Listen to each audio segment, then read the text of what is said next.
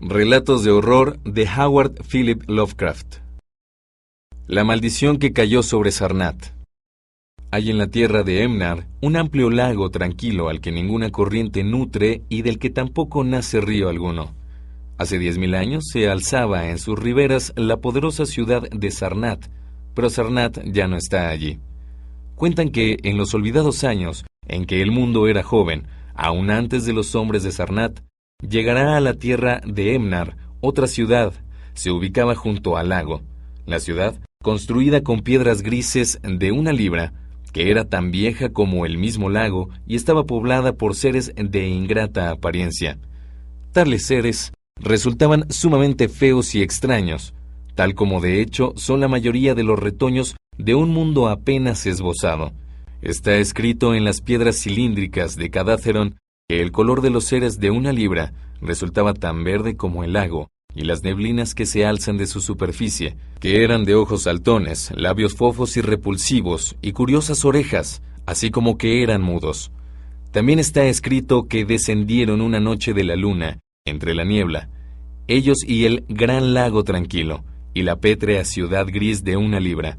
Como quiera que sea, es cierto que adoraban a un ídolo de piedra verde, cincelado a semejanza de Bogrug, el gran lagarto acuático, ante el que lanzaban de forma horrible cuando la luna se mostraba gibosa. Y está escrito en los papiros de Ilarnec que descubrieron un día el fuego, y que desde entonces utilizaron las llamas en multitud de festejos, pero no es mucho lo que se ha escrito sobre tales seres, ya que existieron en tiempos verdaderamente remotos, y el hombre es joven, y sabe muy poco sobre los más antiguos de entre los seres vivos. Tras muchos eones, los hombres llegaron a la tierra de Emnar. Eran oscuros pueblos pastores que arreaban sus rebaños, y que construyeron Tará, Ilarnec y Cadacerón, junto al sinuoso río. Y algunas tribus, más audaces que las otras, se llegaron al borde del lago y emplazaron Sarnath, en el lugar en que los metales preciosos afloraban de la tierra. Las errabundas tribus ubicaron las primeras piedras de Sarnath no muy lejos de la ciudad gris de 1 libra, maravillándose en grado sumo ante los seres que allí moraban. Pero con su asombro se mezclaba el odio, porque no estaba en su forma de pensar el admitir que seres de tal aspecto pudieran habitar el mundo de los hombres nacidos del fango. Tampoco gustaban de las extrañas esculturas sobre los monolitos grises de 1 libra, ya que la gran antigüedad de tales tallas les resultaba terrible.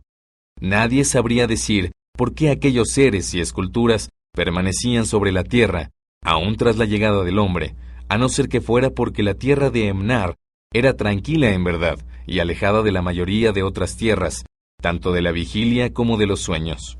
Cuanto más miraban a los seres de Libra, más los odiaban los hombres de Sarnath, y a esto contribuía no poco el descubrimiento de que aquellos seres resultaban débiles como jalea a las heridas de piedras, lanzas y flechas.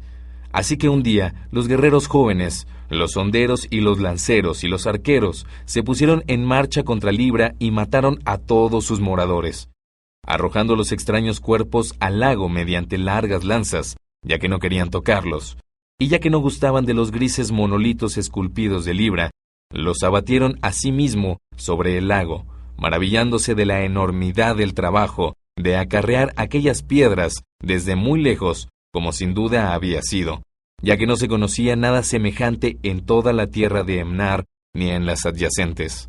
De esta forma, no quedó nada en la antiquísima ciudad, a excepción del ídolo de piedra verde, cincelado a semejanza de Bogrug, el lagarto acuático. A este, los guerreros jóvenes se lo llevaron a Sarnath como un símbolo de conquista sobre los viejos dioses y los seres de Libra, así como en señal de liderazgo sobre Emnar.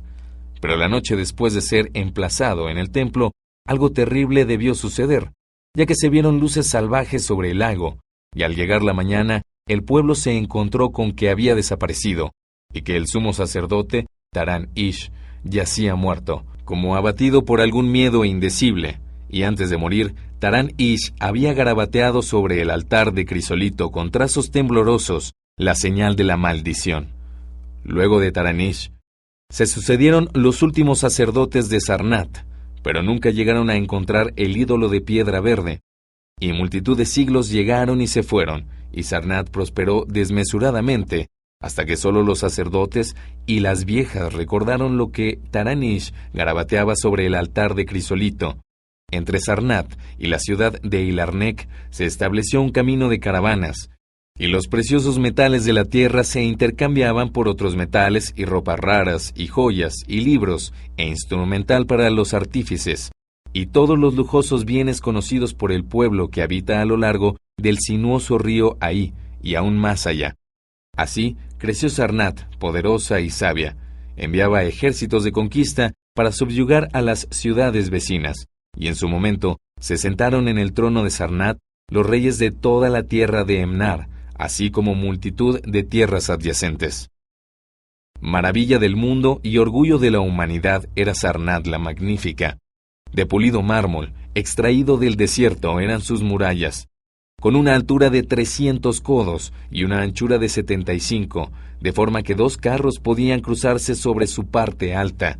Su longitud era de 500 estadios, interrumpiéndose tan solo en la parte que daba al lago, donde un gran dique de piedra verde contenía a las olas que se alzaban de forma extraña una vez al año, durante el aniversario de la destrucción de Libra. En Sarnath había 50 calles que iban del lago a las puertas de las caravanas y otras 50 que las cruzaban. De ónice estaban todas pavimentadas, a excepción de aquellas por donde pasaban los caballos y los camellos y los elefantes, que se hallaban adoquinadas con granito. Y las puertas de Sarnath eran tantas como calles concluían en sus murallas, cada una de ellas de bronce y flanqueadas por efigies de leones y elefantes esculpidos en una clase de piedra ya desconocida para los hombres. Las casas de Sarnath eran de ladrillo vidriado y calcedonia, cada una con su jardín vallado y su estanque cristalino. En extraño estilo habían sido construidas, ya que ninguna otra ciudad poseía casas así, y los viajeros de Tra, Eilarnec y Cadacerón se maravillaban ante los resplandecientes domos con que se hallaban rematadas. Pero más maravillosos aún resultaban los templos y los palacios, así como los jardines establecidos por el antiguo rey Sokar. Había multitud de palacios, el más modesto de los cuales era más formidable que cualquiera de los Thra o Eilarnec o Cadacerón. Tan altos eran que, hallándose en su interior, uno podía creer que se hallaba a cielo abierto, aunque cuando se iluminaban con antorchas embebidas en el aceite de Dothur, sus muros mostraban inmensos frescos de reyes y ejércitos, de una magnificencia tal que elevaban el espíritu al tiempo que atemorizaban a quienes los contemplaban. Multitud eran las columnas de los palacios, todas de mármol veteado y talladas con motivos de belleza sin par.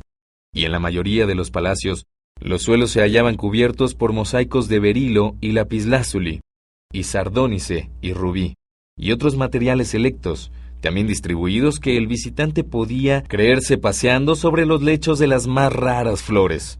Y había asimismo fuentes que derramaban aguas perfumadas alrededor mediante surtidores diseñados con habilidosa artesanía. Eclipsando a todos sus rivales, se alzaba el palacio de los reyes de Emnar y tierras adyacentes.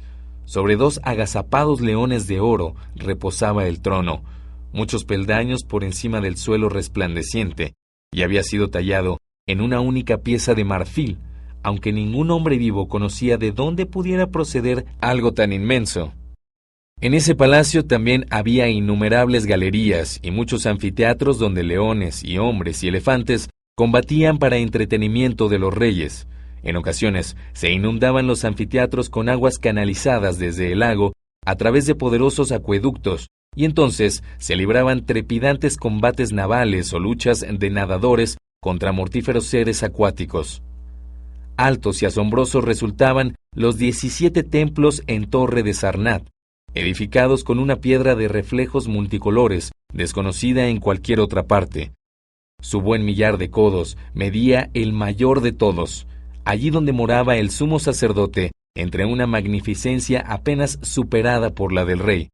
Abajo había salones tan amplios y espléndidos como son los de los palacios, donde se agolpaban las muchedumbres adorando a Zocalar y Tamash y Lobón, los dioses mayores de Sarnath, cuyos relicarios, envueltos en humo de incienso, eran semejantes a tronos de monarca. Las imágenes de Xocalar y Tamash y Lobón no eran como las demás estatuas de los dioses, ya que resultaban tan vívidas que uno podría jurar que los propios y agraciados dioses barbudos ocupaban sus tronos de marfil, y a través de interminables escaleras de brillante circonio se llegaba al aposento de la cima, desde donde el sumo sacerdote avisoraba de día sobre la ciudad y las llanuras y el lago, y de noche la críptica luna y las estrellas más brillantes y los planetas, así como sus reflejos en el lago. Allí tenían lugar los más antiguos y secretos ritos en execración de Bogrug, el lagarto acuático, y allí reposaba el altar de Crisolito, ostentando la maldición garabateada por Tarán Ish. Maravillosos, asimismo, resultaban los jardines edificados por el antiguo rey Socar.